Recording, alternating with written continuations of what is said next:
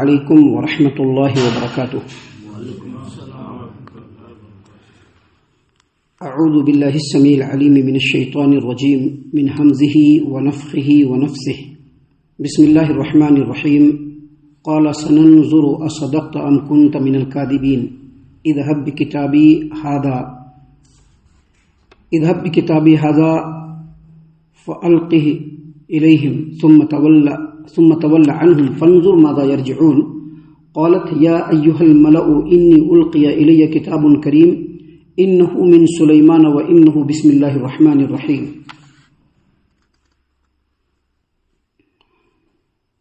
سیدنا سلیمان علیہ السلام نے کہا ہم ابھی دیکھ لیتے ہیں اور ان قریب ہم جان لیں گے، دیکھ لیں گے کہ تو سچ کہہ رہا ہے یا جھوٹوں میں سے ہے۔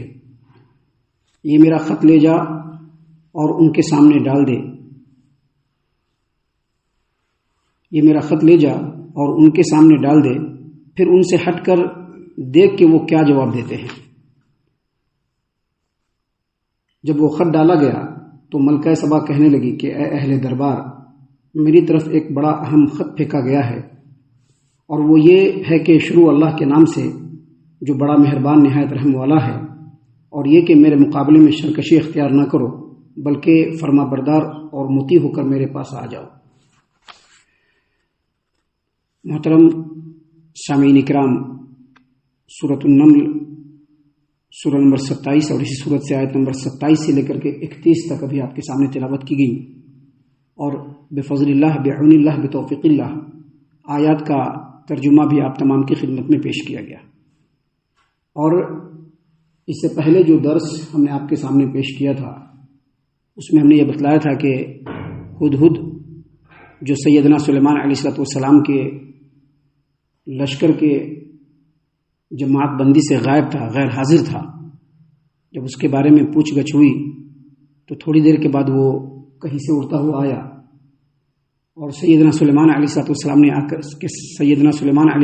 کے سامنے آ کر کے اس نے ملک سبا اور ملکہ بلقیس کے بارے میں پوری تفصیل بیان کی، جو ہم نے کل بتلایا تھا کہ ایسا ملک ہے جو بالکل آسودہ ہے، سارے کے سارے بزنس و بیوپار میں بالکل سکھی سمپن ہے، اور وہاں کی جو بادشاہ ہے ایک عورت ہے جو ایسے تخت پر بیٹھتی ہے جو سونے کا بنا ہوا ہے، جس میں ہیرے اور جواہرات جڑے ہوئے ہیں، اور ویسا تخت کسی بھی بادشاہ کے پاس نہیں دیکھا گیا۔ اور یہ وہ لوگ ہیں جو اللہ تبارک و تعالیٰ کو چھوڑ کر سورج کی پوجا کرتے ہیں، اس کی پرستش کرتے ہیں۔ سامعین اکرام، جب اس نے پوری تفصیل اور ڈیٹیل دے دیا تو سیدنا سلیمان علیہ السلام نے وضاحت کے ساتھ اس کے سامنے کہہ دیا کہ ٹھیک ہے، تم جو یہ بات بیان کر رہے ہو ذرا ہم بھی چیک کر لیتے ہیں، دیکھ لیتے ہیں کہ تم جو بول رہے ہو وہ صحیح بول رہے ہو یا نہیں بول رہے۔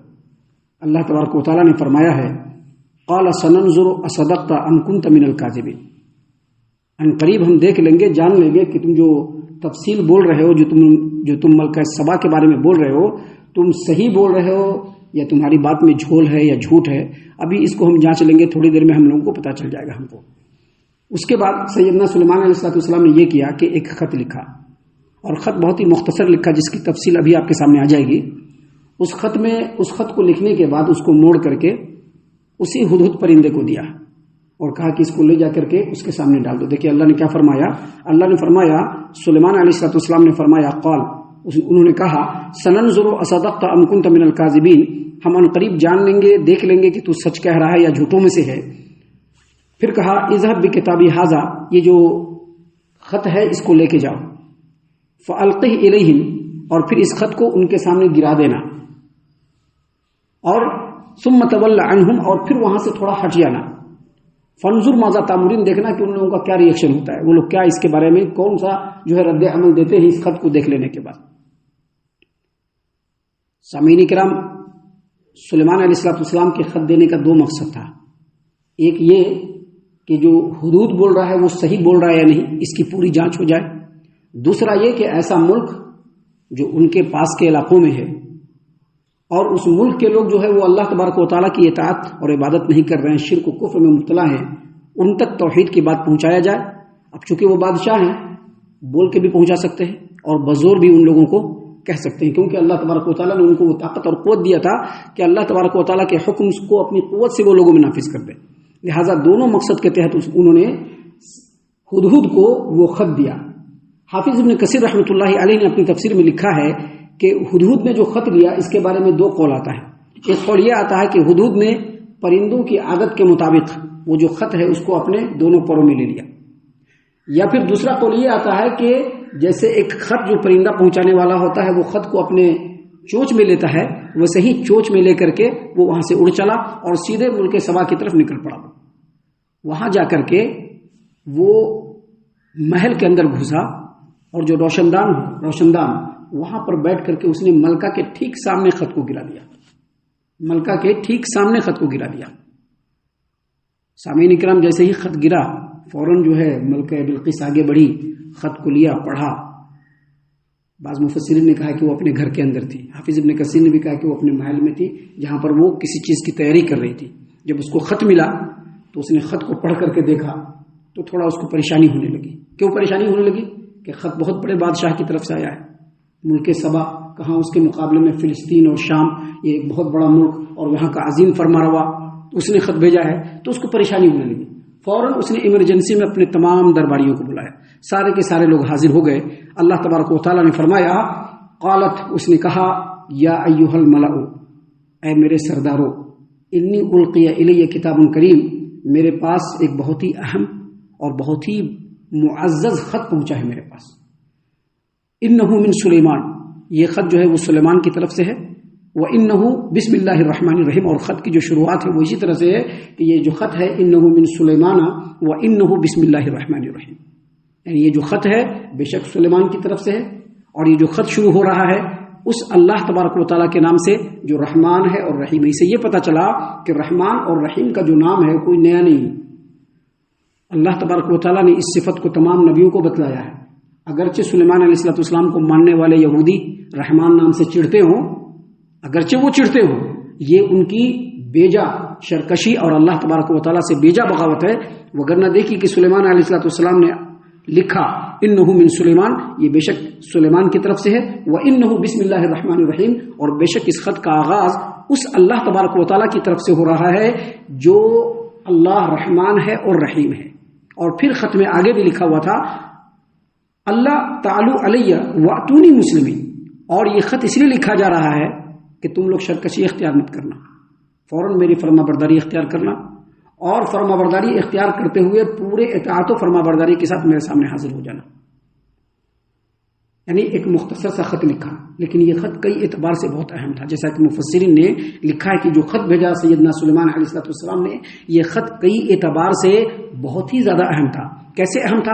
اول یہ کہ یہ خط جیسا کہ عام طور پر ملکوں کے اندر جو کنیکٹیویٹی ہوتی ہے, جو ایک دوسرے سے جو تعلقات ہوتے ہیں, تو جو پیغام پہنچانا ہوتا ہے وہ ایمبیسی کی طرف جاتا ہے, سفارت خانے کی طرف سے جاتا ہے, اور سفیر لے کر کے خط جاتا ہے جس کو کوئی ٹچ نہیں کر سکتا ہے. نبی کریم صلی اللہ علیہ وسلم نے بھی اپنے سفیر کے ذریعے سے ہی خط ملکوں میں بھیجا تھا, لیکن یہ خط سفارت خانے کے سفیر کی طرف سے نہیں آیا تھا بلکہ نامہ بر ہدہد کی طرف سے آیا تھا, جو ہدہد خط لے کر کے آیا تھا. پہلی بات. دوسری بات جو اس خط کے اندر تھا, اس خط کے اندر تھی کہ وہ یہ کہ یہ خط کسی معمولی حکمران کی طرف سے نہیں آیا تھا بلکہ یہ ایسے حاکم کی طرف سے آیا تھا جو فلسطین اور شام اور افریقہ کے علاقوں کا بہت ہی مضبوط فرما روا اور اپنے وقت کے نبی, ان کی طرف سے یہ خط آیا تھا. تیسری بات جو مفسرین نے بیان کیا ہے وہ یہ کہ اس خط کا جو آغاز ہوا تھا, جو اس وقت لوگ خط لکھتے تھے اس طرح سے نہیں ہوا تھا بلکہ اس طرح سے ہوا تھا کہ اس میں بسم اللہ الرحمن الرحیم کا نام لے کر کے, جس کو رحمان اور رحیم کو وہ لوگ جانتے بھی نہیں تھے, اس کے نام سے اس خط کو شروع کیا گیا تھا.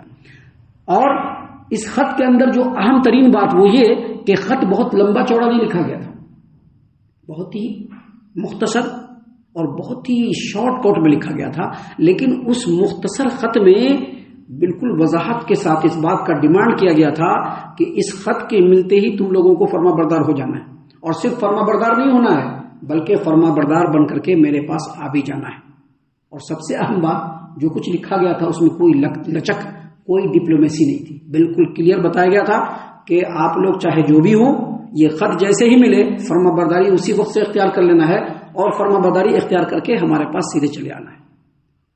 اس آیت کریمہ میں جو سیدنا سلیمان علیہ السلام نے لکھا اللہ تعالی علیہ, دیکھو مجھ سے شرکشی اختیار کرنے کی کوشش مت کرنا, واتونی مسلمین, اور ہمارے پاس جو بالکل مسلمان بن کر کے آنا. یہ جو مسلمین ہے یہ مسلم کی جمع ہے, اور مسلم کا مطلب ہوتا ہے دو معنی لیا گیا ہے. پہلا معنی لیا گیا ہے کہ واتونی مسلمین، میرے پاس بالکل فرما بردار بن کر کے آ جانا. یہ اصل میں ایک بادشاہ کی طرف سے تھا جو اپنے وقت کا حاکم یعنی سیدنا سلیمان علیہ السلام. اور واتونی مسلمین کا دوسرا معنی کہ تم لوگ مسلمان بن کر کے آنا. چونکہ سیدنا سلیمان علیہ السلام صرف بادشاہ نہیں بلکہ نبی بھی تھے، لہٰذا انہوں نے کہا کہ ہمارے پاس آنا تو مشرک بن کر کے نہیں بلکہ کمپلیٹ مسلمان بن کر کے آ جانا. یہ سارے خط کو ملکہ بلقیس نے جب اپنے تمام لوگوں کے سامنے سنایا تو لوگوں نے اس کا کیا مشورہ دیا، لوگوں نے اس پر کیا ری ایکشن دیا، اس کا ذکر انشاءاللہ کل کے درس میں ہم آپ کے سامنے پیش کریں گے. ہم اللہ سے دعا کرتے ہیں کہ اللہ تعالی ہم تمام کو ان تمام باتوں کے اوپر خوب غور و فکر اور تدبر کرنے کے ساتھ ساتھ ان باتوں پر عمل کرنے کی بھی توفیق عنایت فرمائے. آمین. اللہ تعالی ہم تمام کو صحیح معنوں میں پکا سچا مومن مسلمان بنائے. اللہ اور اس کے رسول صلی اللہ علیہ وسلم کی اطاعت و فرما برداری کرنے والا بنائے. صحابہ کرام رضی اللہ عنہم کے طریقے پر چلنے والا بنائے. جنت الفردوس میں جگہ عطا فرمائے. اے اللہ ہم تمام کو جہنم سے پناہ دے. اے رب العالمین ہم تمام کو جہنم سے پناہ دے. اے مالک الملک ہم تمام کو جہنم سے پناہ دے. آمین یا رب العالمین. وما علینا الا البلاغ المبین. تبارك الذي نزل الفرقان على عبده ليكون للعالمين نذيرا.